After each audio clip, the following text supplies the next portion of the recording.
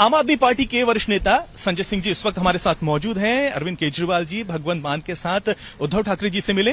प्रधानमंत्री नरेंद्र मोदी को सुनाने में कोई कसर नहीं छोड़ी। प्रधानमंत्री हर मंच से कहते रहते हैं उनको, देखिए कितनी बुरी चीजें सुनाई जाती हैं ऑपोजिशन द्वारा।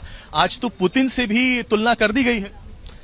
देखिए, मैं समझता हूं कि एक बहुत अच्छी बात आज की मीटिंग में निकल के आई और उद्धव जी ने एक बात कही कि भाई दरअसल लोकतंत्र विरोधियों के खिलाफ देश प्रेमियों की एकजुटता है। ये जो लोग इस देश से प्यार करते हैं, जो लोग इस देश के लोकतंत्र से प्यार करते हैं, जो लोग वास्तव में भारत के संविधान से प्यार करते हैं और यकीन रखते हैं भारत के संविधान में, उन लोगों को आज एकजुट होना पड़ेगा। और ये कोई विपक्षी एकता जैसी बात नहीं है, बल्कि देशभक्तों की, देश प्रेमियों की एकजुटता है लोकतंत्र विरोधियों के खिलाफ।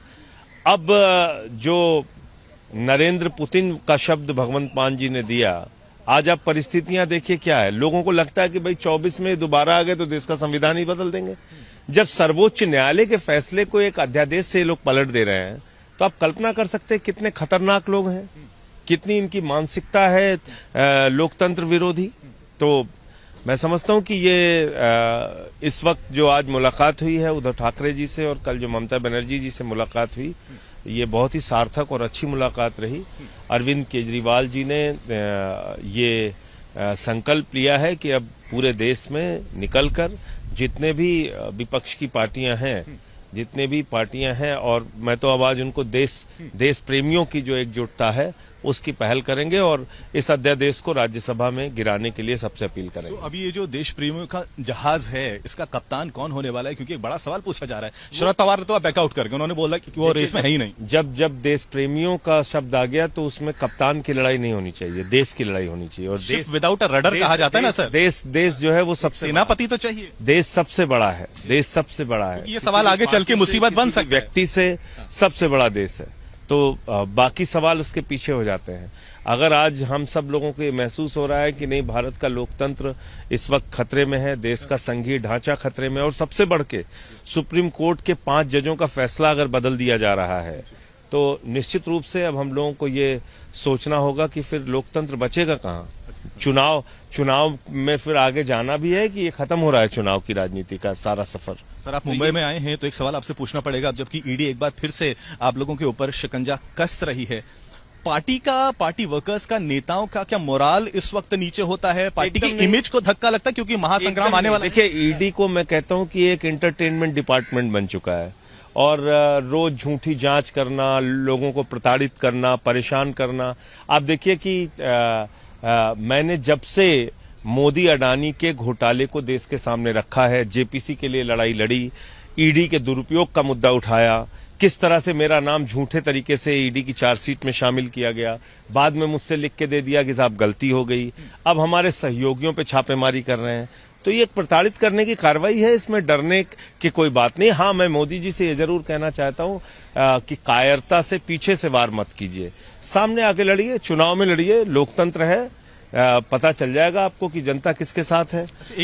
आप चुनाव में जब हार जाते हैं, जब दिल्ली के लोग 62 सीट देते हैं अरविंद केजरीवाल को, तो उनकी सरकार को गिराने के लिए ये सब हथकंडे अपना रहे हैं।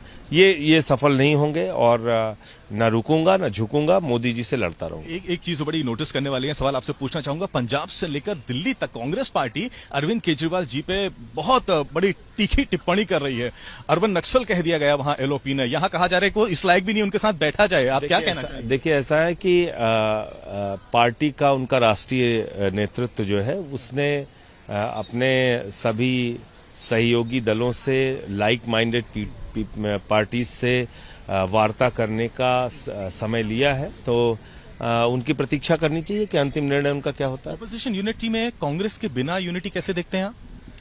देखिए, ऐसा है कि उनका कोई आधिकारिक बयान आने दीजिए, सबसे बातचीत करके जो निकलेगा निष्कर्ष तब बताएंगे आपको। क्योंकि सवाल इसलिए पूछ रहा हूँ, 7 दिल्ली की 13 पंजाब की, मतलब 20 पे असर पड़ जाएगा। नहीं, मैं ये कह रहा हूँ कि सिर्फ 2 प्रदेश की पार्टी नहीं है कांग्रेस, ना आम आदमी पार्टी आज की तारीख में 2 प्रदेश की पार्टी है, पूरे देश में पार्टी का विस्तार है। तो उनकी एक राष्ट्रीय स्तर की लीडरशिप है। वो सब क्या सोचते हैं कि वास्तव में देश का संघीय ढांचा बचना चाहिए या नहीं, लोकतंत्र बचना चाहिए या नहीं, सर्वोच्च न्यायालय के आदेश का कोई मायने है या नहीं, तो इसकी प्रतीक्षा करते हैं। आखिरी सवाल है, नई पार्लियामेंट की बिल्डिंग है, उसको लेके हंगामा मचा हुआ है, आप सब लोग बॉयकॉट कर रहे हैं, लेकिन पार्लियामेंट तो सबकी है ना सर, बॉयकॉट का क्या मतलब? बिल्कुल सबकी है। तो क्या महामहिम राष्ट्रपति जी की नहीं है?